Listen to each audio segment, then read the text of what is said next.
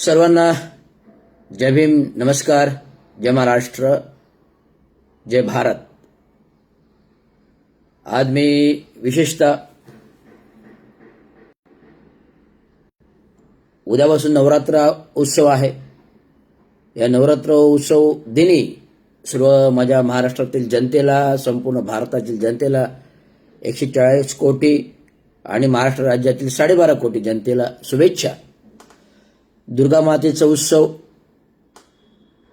दुर्गा माता ही आपण विनाशाचा कर्दनकाळ, राक्षसी वृत्तीचा कर्दनकाळ करणारी माता आहे. परंतु आपण ती आता आनंदाने नवरात्र उत्सव 9 दिवस साजरा करतो. दांडिया, रास, गरबा सगळं काही करतो. आज धकाधकीच्या जीवनामध्ये राष्ट्रीय सण उत्सव हे साजरे केलेच पाहिजेत. राष्ट्रीय सण उत्सव हे साजरे केलेच पाहिजेत. देव, धर्म, विचार, आचार हे आपण माणसाने तयार केलेले आहेत आणि माणसाच्या आनंदाने केलेल्या गोष्टी त्यातून आनंद मिळवायला पाहिजे. राजकारण वेगळी बात आहे, उत्सव वेगळी बात आहे. राजकारण वेगळं आहे. समाजातील उत्सव आणि उत्सव साजरे करण्याची ही गोष्ट वेगळी आहे. एक सामाजिक विश्लेषक, एक तांत्रिक विश्लेषक आणि एक राजकीय विश्लेषक. एक सामाजिक विश्लेषक, एक तांत्रिक विश्लेषक आणि एक राजकीय विश्लेषक या नात्याने मी आपल्यासमोर आता फेसबुक लाईव्हवर बोलत आहे. तर काय माहिती आहे का, एक मला लोकप्रतिनिधींचा गैरसमज दूर करायचा आहे. लोकप्रतिनिधींचा गैरसमज दूर करायचा आहे. त्यांना वाटतं की आम्ही लोकशाहीमध्ये मतदानाने निवडून आलो, आमदार झालो, नगरसेवक झालो. लोकशाहीच्या मतदानाने आम्ही निवडून आलो, नगरसेवक झालो, आमदार झालो, मंत्री झालो, खासदार झालो, केंद्रामध्ये मंत्री झालो. परंतु हे सर्व अधिकार प्राप्त महामानव विश्वभूषण परमपूज्य डॉक्टर बाबासाहेब आंबेडकरांनी लिहिलेल्या संविधान आणि घटना, कायदा, कलम, लोकशाही तंत्रप्रणाली आणलेल्या मुळे जर बाबासाहेब आंबेडकरच नसते तर आपल्याला असा राजपाट भोगता आला नसता. पूर्वीच्या काळची पेशवेशाही, राजेशाही, राजपाट सर्व राज्यामध्ये चालू होता. परंतु स्वातंत्र्यापूर्व जे काही राजपाट चालू होते, स्वातंत्र्यानंतर सर्व काही गोष्टी संपुष्टात आल्या. महामानव विश्वभूषण परमपूज्य डॉक्टर बाबासाहेब आंबेडकरांनी स्वातंत्र्यानंतर संविधान लिहिले, घटना लिहिली, लोकशाही तंत्रप्रणाली आणली आणि लोकशाही तंत्रप्रणालीने सगळ्यांना एकसारखा समान मतदानाचा अधिकार मिळाला, न्याय मिळाला. सर्वांना समान एकसारखा मतदानाचा अधिकार मिळाला, हक्क मिळाले, व्यक्ती स्वातंत्र्य मिळाले, जगण्याचा अधिकार मिळाला, जगणाऱ्या अधिकाराची मूल्ये मिळाली आणि सर्वत्र स्वतंत्र प्राप्त झाले. कायदा, कानून, सुव्यवस्था हे संपूर्ण प्रत्येक राज्यामध्ये आहे आणि राबवली जाते. परंतु आज मितीस जो काही 70-75चा काळ, आता 77 वर्ष चालू आहे स्वातंत्र्यानंतर, जो काही काळ गेला, आज 11 वर्ष बीजेपी आरएसएसचं सरकार आहे. केंद्रामध्ये बीजेपी आरएसएसचे प्रधानमंत्री आहेत, राज्यामध्ये त्याच्या मुख्यमंत्री आहेत. 11 वर्षाचा काळ वजा जाता 77 वर्षामधील बाकीचे 69 वर्ष, जवळपास 70 वर्ष काँग्रेसचं सरकारचं राजपीठ होतं. परंतु नुसतं काँग्रेसचं नव्हतं, पण मधनं आधी जनता पार्टी होती, परत बीजेपी होती, परत नंतर काँग्रेस सरकार होतं, आता परत बीजेपी सरकार आहे. परंतु त्या 70 वर्षाच्या कालावधीमध्ये जो काही देश प्रगत झाला, हे बघा, देश वाढतं, उत्पन्न वाढतं, लोकसंख्या वाढते, पॉप्युलेशन वाढतो, दळणवळण वाढतं, शहराचा विकास वाढत चालतो. वर्षानुवर्ष पिढ्या वाढत जातात, लोकसंख्या वाढत जाते. आणि या लोकसंख्या वाढत गेल्यामुळे शहराचं डेव्हलपमेंटचं विकास वाढत जातो, इन्फ्रास्ट्रक्चर वाढत जातं, रस्ते, ब्रिजेस, पूल, मेट्रो, भुयारी मार्ग, भुयारी metro, underground tunnel, underground metro, Samruddhi मार्ग, अटल सेतू, कोस्टल रोड, या सर्व प्रणाली, तंत्रप्रणाली आपण भविष्यामध्ये आता राबवतोय आणि राबवत राहणार. कारण वाढती लोकसंख्येला जर आळा घालायचा असेल तर इन्फ्रास्ट्रक्चर वाढत जाणार, पण लोकसंख्येला आळा घालण्यासाठी त्या राज्याला नियंत्रणात करायला पाहिजे की आपल्या राज्यातलं माणूस इतर राज्यामध्ये गेला नाही पाहिजे. आपलं राज्य प्रगत झालं पाहिजे.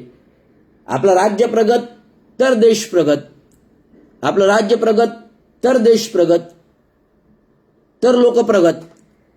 जर आपलं राज्य प्रगत केलं तर राज्यामध्ये उद्योग व्यवसाय कामधंदा वाढेल, त्या उद्योग व्यवसायाचे कामधंद्याचे लोकांना रोजगार मिळेल आणि रोजगारामुळे लोकांची परिस्थिती सुधारेल, लोक श्रीमंत होत राहतील. परंतु आज उठसूट जो तो मुंबईमध्ये येतो हे चुकीचं आहे धोरण. तर याच्यावर कुठे केंद्र सरकारने नियंत्रण आलं पाहिजे, राज्य सरकारने नियंत्रण आणलं पाहिजे. कारण आज जर ही परप्रांतीय लोक जर फक्त महाराष्ट्रात मुंबईमध्ये यायला लागली तर मुंबई बकाळ होईल भविष्यामध्ये आणि महाराष्ट्र राज्य सुद्धा बकाळ होईल, मुंबई सुद्धा बकाळ होईल आणि महाराष्ट्र राज्य सुद्धा बकाळ होईल. गावं परप्रांतीयाने व्यापली जातील आणि मराठ्यांच्या हक्काच्या जमिनी या परप्रांतीय हिसकावून घेतील. हे करून आताच परप्रांतीय आपल्यावरती दादागिरी करू लागले, अन्याय अत्याचार. कारण तिकडचे गुंड लोक, उत्तर बिहारमधील गुंड लोक आपल्या महाराष्ट्रात येऊन स्थायिक होतात, मुंबईमध्ये स्थायिक करतात आणि मुंबईमध्ये गुंडागर्दी करतात. म्हणजे महाराष्ट्राचं नाव किती बदनाम होतं, मुंबईचं नाव किती बदनाम होतं. तर मला सांगू इच्छित आहे की या सर्वांना नियंत्रित केले पाहिजे. तुम्ही राज्यामध्ये राहा, तुमच्या राज्याचा विकास करा. तुम्हाला काय गुंडगिरी करायची आहे ते तुमच्या राज्यात करा. यासाठी आपल्या राज्यातील सरकारने याच्यावर कुठेतरी नियंत्रण आणायला पाहिजे. पण कोणी नियंत्रण आणत नाही, कारण उत्तर बिहारी एक गठ्ठ मत आहेत. त्यांना प्रगत करण्यासाठी आर्थिक निधी दिला जातो, आर्थिक भूखंड दिला जातो, जागा जमिनी दिल्या जातात, विविध केंद्र सरकारच्या योजनातून घरे दिली जातात. राजीव गांधी आवास योजना, इंदिरा गांधी आवास योजना, BSUB, अमृत योजना, SRA, क्लस्टर, याच्यामधून त्यांना फुकटची घरं दिली जातात. आणि तो परप्रांतीय नागरिक मुंबईमध्ये कायमचा स्थिर स्थावर होत नाही तर इकडचा मतदार बनतो, इकडचं मतदार बनत नाही तर इकडचा नगरसेवक, आमदार, खासदार, मंत्री सगळंच काय बनतं. आणि तो इथे येऊन भ्रष्टाचार करतो, वरती दाखवतो. एक फळ विक्रेता हातगाडीवाला कृपाशंकर सिंह, कृपाशंकर सिंह आज आपल्या महाराष्ट्र राज्याचा गृहमंत्री होऊन गेला. 2 पॅन कार्ड, भ्रष्टाचार. आज तो राजकारणातून बाहेर झाला. आज BJP बरोबर कुठेतरी लाल घोटेपणा करत असतो. तर अशा प्रकारे उत्तर भाषीय परप्रांतीय लोक आपल्याकडे येतात, राज्य करतात. मग आपले लोक कुठे जाणार? मग आपल्या लोकांना रोजगार, रोटी, व्यवसाय निर्माण झाला पाहिजे, राहायला पाहिजे ना. मग हे कोणाचं काम आहे? हे आपल्या सरकारचं काम आहे, आपल्या मंत्र्यांचं काम आहे, आपल्या आमदारांचं काम आहे, आपल्या नगरसेवकांचं काम आहे. आज पहा पार 5 वर्षामध्ये राजकारण ढवळून निघालं. 5 वर्षामध्ये राजकारण ढवळून निघालं. 2019 मध्ये जी 25 वर्षाची अबाधित युती शिवसेना भारतीय जनता पार्टीची तुटली, केवळ एक शब्द न पाळायला गेल्यामुळे, महाराष्ट्रात मराठी माणूस मुख्यमंत्री न झाल्यामुळे. परंतु छत्रपती शिवाजी महाराज काय म्हणतात? छत्रपती शिवाजी महाराजांचे विचार प्रगल्भ आहेत, परंतु छत्रपती शिवाजी महाराजांचे विचार प्रगल्भ आहेत आणि प्रगत आहेत. ते काय म्हणतात? आपल्या आम जनतेतला कोणीतरी मोठा झालेला मला पाहायचं आहे. मला मोठ्यांबरोबर जायचं नाहीये, तर आम जनतेतला कोणीतरी मोठा झालेला मला पाहायचं आहे. परंतु आज राजकारणामध्ये आम्हा भ्रष्टाचार बोकाळलेला आहे. पण आज राजकारणामध्ये आम्हा भ्रष्टाचार बोकाळलेला, सत्ताधारी केवळ आपलं स्वार्थी राजकारण करत आहेत आणि या स्वार्थापोटी केवळ मिसतो मला सत्ता पाहिजे, मीच मुख्यमंत्री पाहिजे. याप्रमाणे एकनाथराव शिंदे पण मुख्यमंत्र्यांच्या मागे लागलेत. मुख्यमंत्री मिळायला पाहिजे. बीजेपी, भारतीय जनता पार्टी, देवेंद्र फडणवीस मुख्यमंत्री पाहिजेत. मुख्यमंत्रीच्या पदाच्या मार्गात सत्तेच्या पदावर बसण्यासाठी महाराष्ट्र राज्याचा विस्का झाला तरी चालेल, महाराष्ट्र राज्याची बदनामी झाली तरी चालेल, महाराष्ट्राची इज्जत गेली तरी चालेल. आज चोरटे भुरटे ज्यांच्यावर केसेस गुन्हे झाले आहेत ते आमदार आहेत, ते विधानसभेत बसलेले आहेत आणि ते विधानसभेच्या दरवाजावर हाणामाऱ्या करतात, विधानसभेची इज्जत घालवतात, राज्याची इज्जत घालवतात. हे किती बरं विदारक दृश्य आहे. कोण कोण काय काय चोरं केलेले आहेत, कोण तिकीट विकणारा आहे, कोण मंगळसूत्र चोर आहे, कोण साक्षात गुंडा आहे आणि कोण कोण आमदार मंत्री तर जेलमध्ये जाऊन राहून आलेले आहेत. 3-3 वर्ष, 4-4 वर्ष, 5-5 वर्ष, तरी पण आमदार आहेत, मंत्री आहेत. आज खुनी दरोडेखोर मंत्री होत आहेत. काय हाल हवाल आहे परभणीचं, काय हाल हवाल आहे बीडचं. आज बीडमध्ये अजून एक खून, दरोडे, डकैती होत आहेत. परभणीमध्ये काय झालेलं आहे. महाराष्ट्रातल्या राजकारणात बदलापूरमध्ये काय झालं, खारघरमध्ये काय झालं, अलिबागमध्ये काय झालं, वसई विरार पालघरमध्ये काय झालं, संपूर्ण राज्यामध्ये काय झालं, संपूर्ण पुण्यामध्ये काय झालं, संपूर्ण राज्यामध्ये काय झालं. तो इतिहास सांगायची गरज नाही, सगळ्यांना सगळं काय माहिती, घटना माहिती. आज राज्य सरकार कायदा सुव्यवस्था हातात घेऊन स्वतः एन्काउंटर करायला लागले. आज राज्य सरकार स्वतः सुव्यवस्था हातात घेऊन, कायदा सुव्यवस्था हातात घेऊन एन्काउंटर करू लागले. तर लोकांनी न्याय मागायचा कोणाकडे? न्यायालय आहेत, स्थानिक कोर्ट आहे, सुप्रीम कोर्ट आहे, हायकोर्ट आहे. स्थानिक कोर्ट आहे, हायकोर्ट आहे, सुप्रीम कोर्ट आहे, न्यायालय आहेत. परंतु न्यायालय पण आज भ्रष्टाचाराच्या विळख्यात अडकलेली आहेत. आरोप आहे माझा, माननीय न्यायालय पण भ्रष्टाचाराच्या विळख्यात अडकलेले, आरोप आहे माझा. आज सर्वोच्च ज्येष्ठ देशाचे न्यायमूर्ती, न्यायाधीश, आज मी सोशल मीडियावर काय पाहतो, एका बलात्कारी माणसाला शिक्षा माफ करतो, एका बलात्कारी माणसाच्या शिक्षा माफ करतो. म्हणजे आज पूर्ण न्याय व्यवस्था विकली गेलेली आहे. न्याय व्यवस्थाही भ्रष्टाचार झालेली आहे, आयोगही भ्रष्टाचार झालेले आहे. जाती जमातीमध्ये दुफळी करणारे अनुसूचित जमाती आयोग असतील का आणखी आयोग असतील, ते सुद्धा भ्रष्टाचार झालेले. ते सरकारच्या दावणीला सगळे बांधलेले. त्यामुळे कोणी निर्णय सरकारच्या विरोधात गेला तर आपल्याला न्याय मिळू शकत नाही. हे विदारक दृश्य आहे. आज राज्यामध्ये ओला दुष्काळ आहे, सुका दुष्काळ आहे.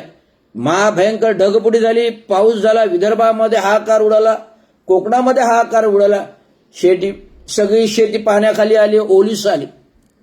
शेतकऱ्यांचं केवढं मोठं नुकसान आहे. आज संपूर्ण पूरस्थिती आली राज्यामध्ये, शेती पाण्याखाली गेली. शेतकऱ्यांचं किती मोठं नुकसान आहे, बळीराजाचं किती मोठं नुकसान आहे. मागच्या आठवड्यात 15 तारखेला शरद पवारांनी नाशिकमध्ये बळीराजाचा आक्रोश मोर्चा काढला होता. आक्रोश मोर्चा काढला, सगळं काय झालं, पण त्याचं फलित काय झालं, फलित काय मिळालं, फलित काय झालं. आज शेतकऱ्यांना पीक विमा नाही, वीज बिल माफ नाही, पाणी बिल माफ नाही, शेतसारा माफ नाही. शेतसारा कोरा करतो, कोरा केलेला नाही. आज सरकारमध्ये निवडणुका होण्यापूर्वी ह्या गोष्टी बोलल्या गेल्या. इलेक्शन मॅनिफेस्टोमध्ये सगळ्या लोकांनी या गोष्टी बोलल्या गेल्या. पण ज्याचं सरकार आलं, ज्या मॅनिफेस्टोमध्ये गोष्टी होत्या, ते सरकार आल्यानंतर बदलल्या. सरकारपूर्व, निवडणुकापूर्व लाडकी बहीण जोरात होती. निवडणुकापूर्व 3 महिने 6 महिने, निवडणुकापूर्व 3 महिने 6 महिने लाडकी बहीण जोरात होती. लाडकी बहीण पळत होती, लाडकी बहीणवर प्रेम वाहून जात होतं. पण जसं सरकार पलटलं तसंच लाडकी बहीणीवरचं प्रेम कमी झालं.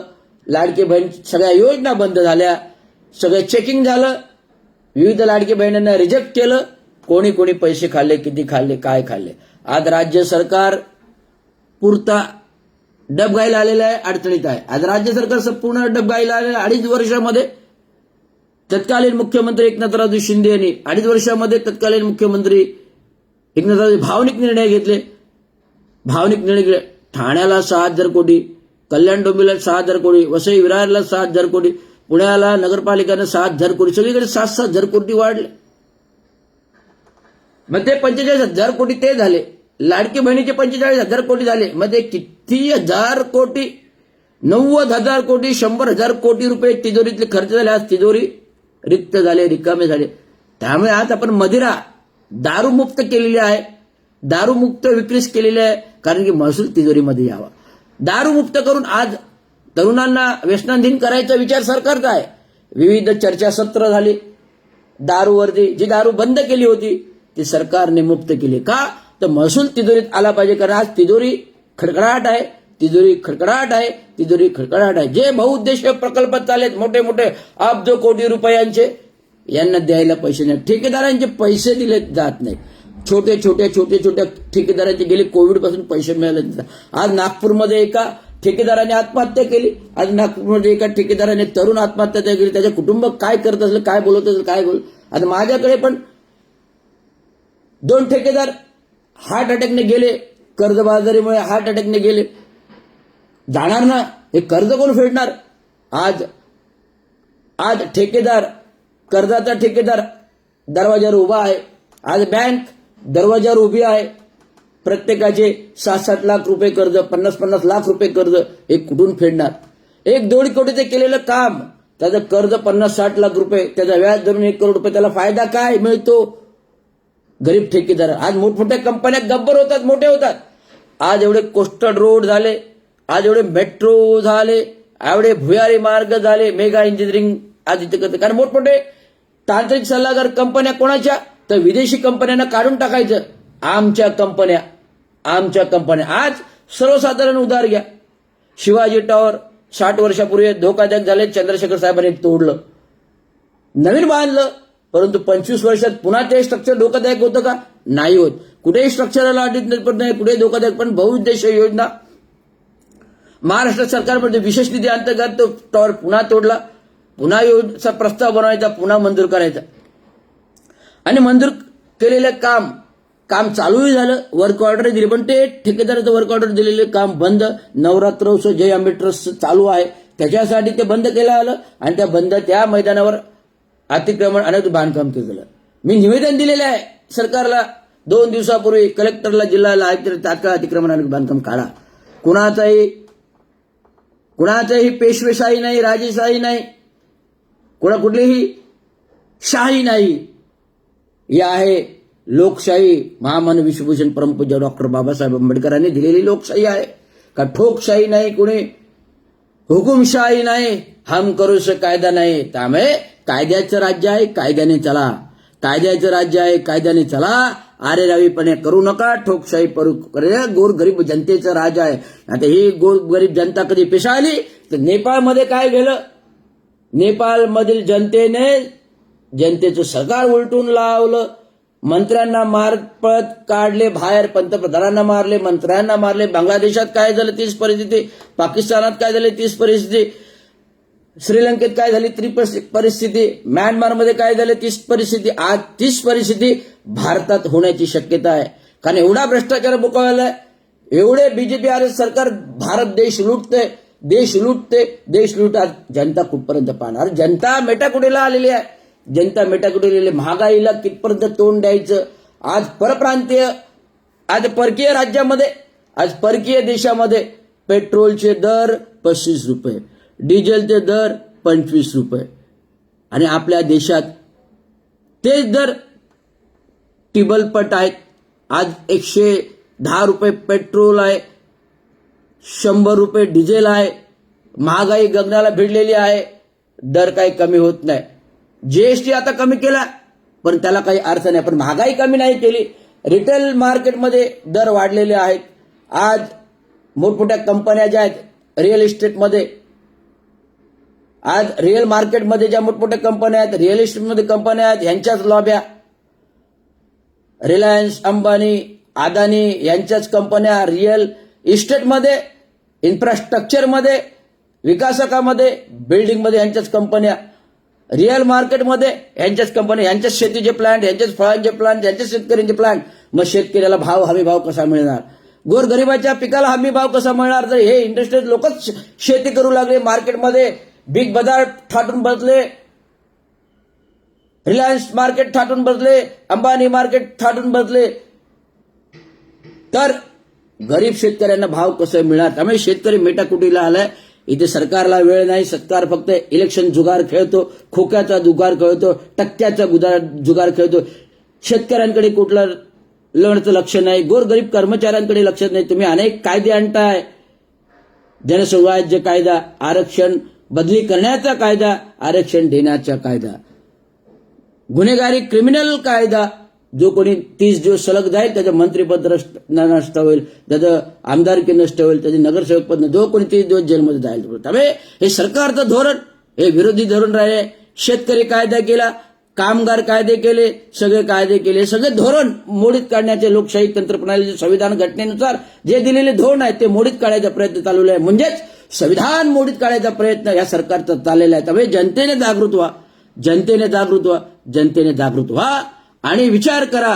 कोण पाहिजे? गद्दार पाहिजे, भ्रष्टाचारी पाहिजे की तरुण युवा पिढी पाहिजे? आज तरुण युवा पिढीला तुम्ही मार्ग द्या. आज मी स्वतंत्र मजूर कामगार पक्ष काढलेला आहे.